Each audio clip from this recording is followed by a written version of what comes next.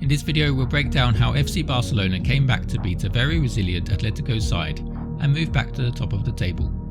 Barcelona started the game in a 4-3-3 shape, dominating the ball with 63% possession in the first half, but only producing an XG of 0.37 due to Atleti's organised defending. Casado was the single pivot, while Pedri took up positions alongside Olmo, moving between the Atleti two defensive lines. Although Pedri dropped deeper during the build-up phase, attempting to disrupt Atleti's pressing structure with rotations between Pedri, Casado and Olmo, they were able to create space for the pivot to receive.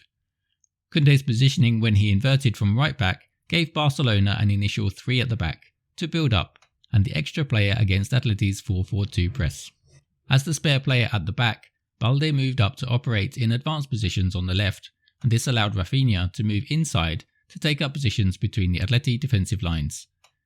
Rafinha's positioning disrupted Atleti's pendulum defence, where they alternate between a back 4 and a back 5.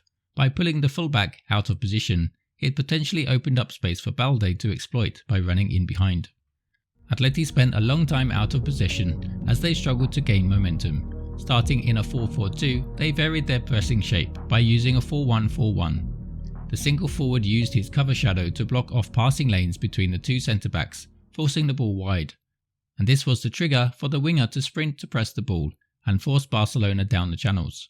However, with Barcelona's composure on the ball and rotating central midfielders, Barca were able to overcome this. Atleti also utilised a 5-3-2 defensive block, as this allowed them to cover the width of Barcelona's attack, but with the same principles of an attacker covering a pass into the pivot and the winger pressing the fullback when he received. Barcelona copied Atleti's build-up 2-4-4 shape by pressing man-to-man, giving them a 4-4-2 and the invitation to test Barcelona's defence with long balls forward from Oblak. When possible, Barcelona pressed in a 4-2-3-1 shape with Lewandowski blocking off passes between the two centre-backs. This left the wide attackers to press the fullbacks and Olmo to drop onto the deepest lying centre midfielder, while Pedri picked up the other. The free centre-back was then free to bring the ball out of defence, but without a spare player, Atleti struggled to build attacks from the controlled build-up. Success for Atleti came during transitions when they could hit Barcelona quickly before they organised their defence. Barcelona committed high numbers to the attack, so their two-man defence was caught out in transitions because Koundé was not able to get back in time, meaning the space was either side of the defenders, leaving a 3 versus 3. With Atleti dropping back into a 5-3-2 defensive block, space in Atleti's third was hard to come by. But the constant dropping of Olmo and Rafinha into the small spaces between the lines, it forced the Atleti centre-backs into pressing and leaving Lewandowski 1v1 at times. Atleti's lack of pressing gave the impetus to Jules Koundé to bring the ball forward and attack the Atleti midfield, leaving just the two centre-backs at the back. His runs helped to isolate Lamine Yamal 1v1 against the left-back, and moving over from the half spaces, Olmo could build combinations with Koundé and Yamal down the right, giving them occasional overloads.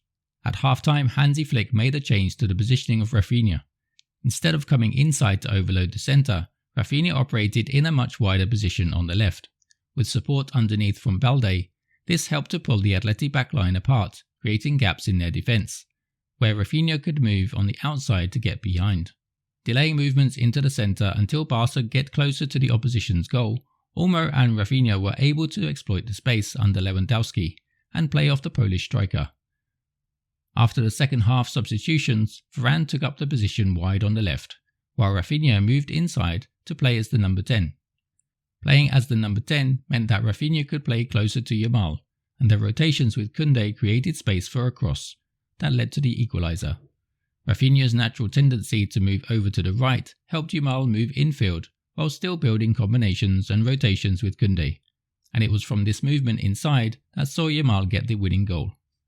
A dramatic finish to the game has put them top, with the result possibly putting an end to Atleti's challenge this season. Investment into key areas of the pitch is needed if they are to step out of the shadows of the big two. Thanks for watching.